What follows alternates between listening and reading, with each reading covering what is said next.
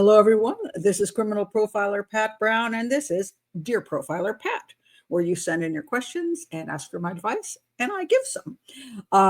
If you'd like me to do that, please do send an email to profilerpatbrown@gmail.com. And also check my playlists because I have different categories, and there might be an answer for you for many of your questions in one of those already done. And if you're new to the channel, please do like and subscribe, because that does help this channel keep going. All right, now, every once in a while I take something from Dear Abby, and I just did one from Dear Abby, but another one just popped up, and I felt the answer was not a good enough answer. Sorry, Dear Abby. So here is the question, and this is about when your son or your daughter has a bad boyfriend or girlfriend, and you're like, how do I advise them about this person that they're with? So here's the question. That was for Dear Abby. My son works 2 jobs and takes college classes. His deadbeat girlfriend doesn't work. They broke up briefly and she moved in with another guy, but he refused to support her. So she got back together with my son again. She knows I have her number, so we do not get along, which puts a strain on my relationship with my son. He deserves a better life partner, but he doesn't see it that way. Is there anything I can do to wake him up? Okay, so Abby's answer was basically this. Your son is young, although we don't know how young.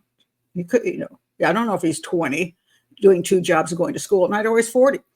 But anyway, and she says he hasn't had time to gain much experience about romantic relationships. Or maybe he's just a fool.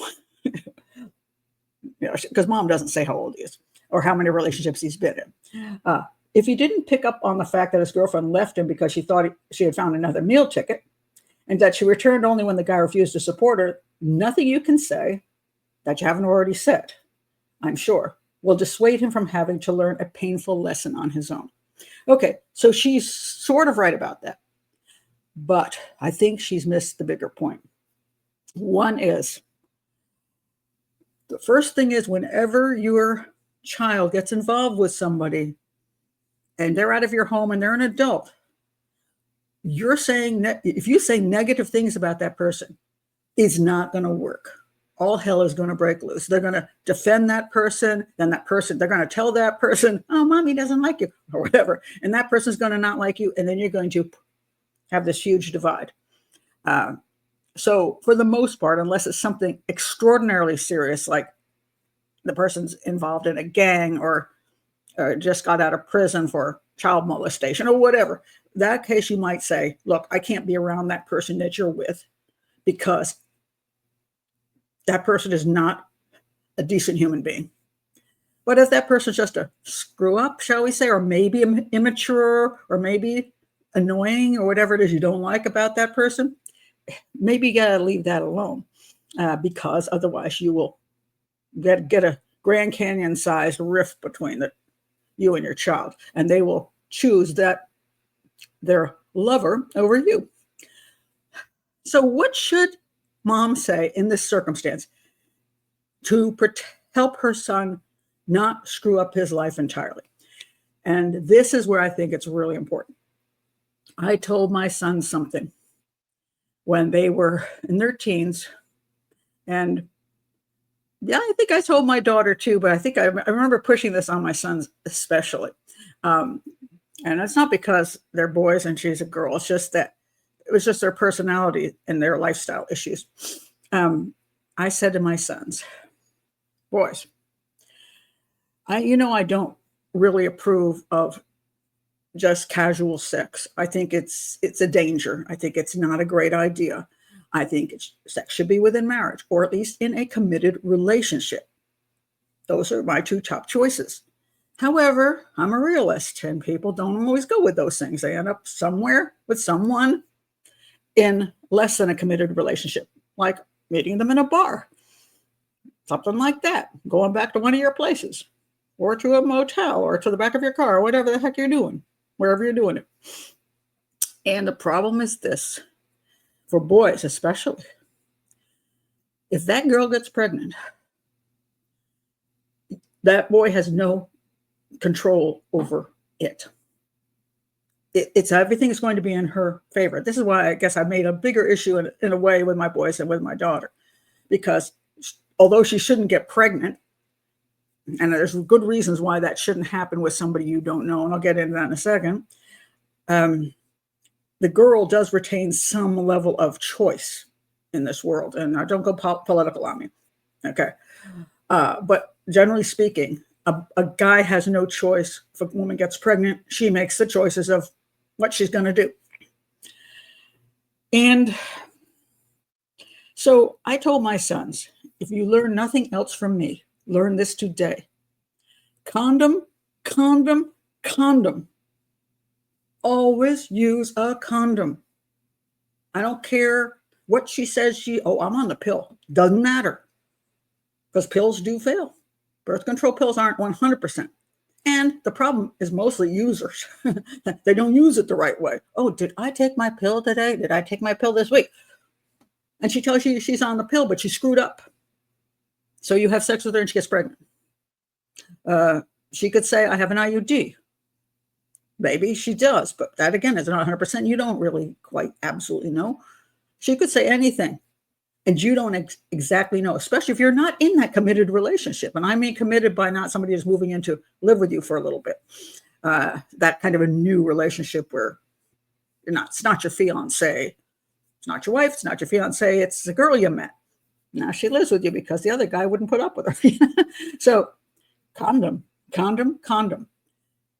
Because no matter what she says, the one thing you control is using a condom, which if she is on the pill, that condom will probably give you that 100%. If there's anything else that's not quite right, that condom might give you that added advantage. And also, boys, men, you control the use of the condom. Girls, you do not, which is problematic, which is why that's a whole different issue with girls. Guys control it. They're the ones that should be able to put it on properly and keep it on properly. And they need to do that properly. And if that's true, the chances of the girl getting pregnant are fairly low. Also, you protect, obviously, against sexually transmitted diseases, which is a huge bonus. And I told my boys, I said, the biggest problem you're going to have if you don't use a condom and a girl gets pregnant is that she can choose what she wants to choose. If you want to have that baby, you think if you like, oh my gosh, I'm going to have a child, and she says, I'm going to go have an abortion, you will have no control over that.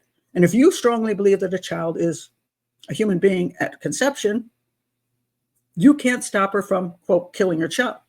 On the other hand, if she does want the child and you don't, you can't make her get that abortion. So she gets to choose. Now, let's say she chooses to have the baby. Maybe even both of you choose to have the baby because both of you don't want to have abortion. Okay, so maybe even on the same page. But now here's the problem. If you don't really like this woman enough, if you don't really think she might be a great mother, if you don't want to be married to her and raise a child together, forever, that child will be out of your control for a good portion of its life. So she will be doing the majority of the raising, probably. She will make the choices that you probably aren't going to be able to make, including the new boyfriend who's going to be living in the house with her and your child. And how many times have we heard of a boyfriend killing their girlfriend's kid or sexually assaulting their girlfriend's kid? It's because they don't have the tie to that child. And that child can be sometimes that child is freaking annoying because children are. And if they're not yours, they're more annoying because you don't have that love in your heart to, that you can withstand that. So there's many boyfriends who have beaten their girlfriend's child to death because that child wouldn't stop crying. And then again, maybe they might sexually assault your child. You control none of that. And you have to worry for all the years until that child turns into an adult that you don't have that control. And you might have to think, oh my God, my little girl is living in this horrible situation. I can't do anything about it. You might try to go to the court and try to get that child away if their situation is so bad that you actually can do that. Well, then you might have that luck, but it takes for a long time and the child's going to be in danger. It's just a nightmare. And even if she's a pretty good mom, you still have to deal with. It's like being divorced before you even got married. You got to deal with a divorced situation. You got to share stuff, and you got to share ideas of agree on things. How long here, how long there. The kids have to automatically grow up with a divided household, and you're doing that before you're even married. It's not a good thing. So I said to my boys, condom, condom, condom. Do not screw this up. If nothing else, do that. Because I believe that you should be in a relationship for 2 years before you get married to make sure that you got to know them well enough. 2 years without a child. And then after you get married, wait 2 years to have a child to make sure that person is a keeper. And that's when it comes to women marrying men, that's very especially true in my opinion. That's one of the things I told my daughter. First of all, yes, she's going to be in a sexual relationship. She should definitely use birth control and not depend on the guy to use the condom correctly. So if she's going to have sex with guys, she better add some other protection to back that up, because who knows what the guy's an idiot, especially if you're not in a committed relationship. You also don't want to get stuck with a baby with a guy that he might have the shitty girlfriend, and you leave her. He comes and takes the child away for the weekend, and he's got his drug-using girlfriend with him. And there are girlfriends who have killed their boyfriend's kids as well. So you end up in that relationship for 18 years where you struggle over who gets to do what, the custody issues and behavioral issues and everything else. It's just, if you don't really think this is the person you want to have a kid with, don't have a kid with that person. So for a woman, it's that same thing. Wait that 2 years after marriage, make sure he's a keeper. And after that point, all right, we're solid. Then have a kid. Now, could you still end up divorced? Sure. It happens. And could you still have the issues? Yes, you can. Hopefully not, especially when your children are little. Please, hopefully not, at least get through to the years where the child is at least big enough, to maybe defend for themselves in a situation. But always be patient and don't rush into it. So girls too, not only condoms for the guy, but protection for yourself. Guys, you can't even see the protection she's using unless it's foam or something. So you got to use that condom. Condom, condom, condom. I'll just tell you a funny story as I end this. So one of my sons called me up one night, midnight. He says, Ma, I'm like, a son calling at midnight puts fear into your heart. He goes, Ma, I have to tell you something. You're probably not going to be happy about this, but Ma, I'm going to be a dad. And I'm like, oh, I said, how could you forget the rule? The condom rule. He goes, Ma, I'm 40 years old. I made it through 2 decades. Give me a break. Hey, give me a break. So then I had to try to be nice. I'm like, okay, well, do you know if it's a boy or a girl yet? Blah, blah, blah. And who is the person? And then I hear hysterical laughing. And he burst out laughing. And he says, he's in a bar with his friends, and they were doing this game where you take a card, and his card said, call your mom and tell her you got somebody pregnant. I was like, I'm so going to kill you. I am so going to kill you. And I am going to get you back. I'm going to get you back. And so I was happy with it. It didn't get anybody pregnant. But anyway, so we go on, and I know he's wondering how I'm going to get him back. So I learned, I think it was from the Dick Van Dyke Show, that if you're going to get somebody back, you got to wait a long time. So they're ready. They're always ready in the beginning. And so you have to get them to the point where they don't think you're going to do anything, you see. So I forgot how many months, 4 months go by, something like that. And then I said, hey, you want to have lunch? So got together with my son for lunch. We're sitting in the restaurant having sushi. And I said, I would have to ask you a question. I said, I live right next to my daughter and husband and my granddaughter. And it's a kind of like a mother-in-law house that I paid for all the construction of, but I can live there free for the rest of my life as long as I don't piss anybody off. So anyway, I said, I'm going to be moving, and I'm looking for an apartment. And he goes, well, what happened? I said, I don't want to get into it. I don't want to say anything negative. Just this is just a time in my life. I'm going to be looking for an apartment, but I need to move out. And I just, while I'm looking for the apartment, I just want to know if, I could stay at your place. And I knew he rented rooms and stuff, because he's a single guy and he gets people to, helps pay his mortgage. And I'm like, I don't know if you have any place for me. And he goes, Ma, he says, it's okay. We got the couch downstairs. He goes, wait a minute. No, you can just have my room, Ma. And I had to say, I was so amazed. I'm like, what a great son I have. He's willing to give up his room to me. He didn't even argue with me. He didn't say, well, I don't have a room for your mom. He didn't do any of that. And I was so impressed. I'm like, oh my God, I raised him right. I was shocked actually, because I know most people would kind of hem and haw, And I said, Dave, sorry, not Dave, it's my Jeremy son. Sorry, he got two sons. This was the Jeremy one. So I said, hey, thank you so much. I mean, that is the kindest thing ever. I said, I really appreciate that. I said, and I brought you something. I just did bring you something I wanted to give you. I reached into my bag and I pulled this out and showed it to him. And it says, tell your son you're moving in with him. I got him back.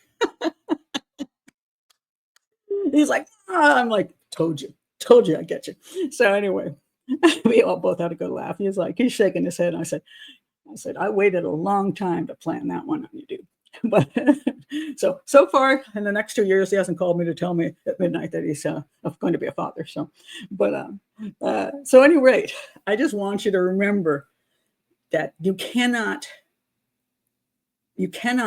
tell your child, don't be with that person unless there's some real extreme thing.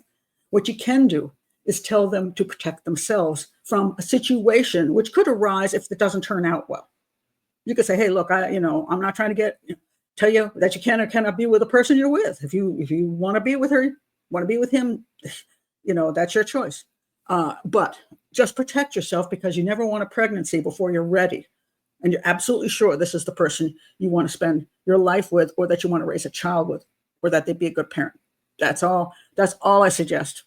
Protect yourself, protect the child, because, it's really in the long run, not so much you that you're protecting if, you're in a relationship with somebody, but that child is being born into a relationship, a situation which you want to prevent as much as possible if it's not a wanted child, a planned child, and you do your best to make sure that the situation your child is born into is a good situation. Now, sometimes, yes, people screw up, accidents happen, and children still turn out to end up in a good ending, still a good ending. Somebody raises their child, they get married, they raise a child well, they stay together, or they become a single parent and they fight to raise a child as well as they can, do everything they can. Sometimes it does happen. You have to then step up to the plate and be the best parent you can be. And sometimes those children grow up fine, but it's rolling the dice and a situation which, if you can prevent it, prevent it. Just don't do that, So I think that, to me, is one of the most important things you can do. So that's my advice today, and I hope it does help if you've got a child or a grandchild who is hooked up with someone you're like, I really don't want them with that person. But don't go and say that. Just say, hey, I hope you're being smart and making sure that you get a chance to know this person and make sure they're the keeper, the one you want, before you bring any kid into the world, because you always want to make sure that that person is the person you would choose as the mother of your child, or choose as the father of your child. That's more important than anything else. So anyway, thank you for being here. And again, if you're new to the channel, please do like and subscribe, and send me your Dear Profiler Pats. Bye.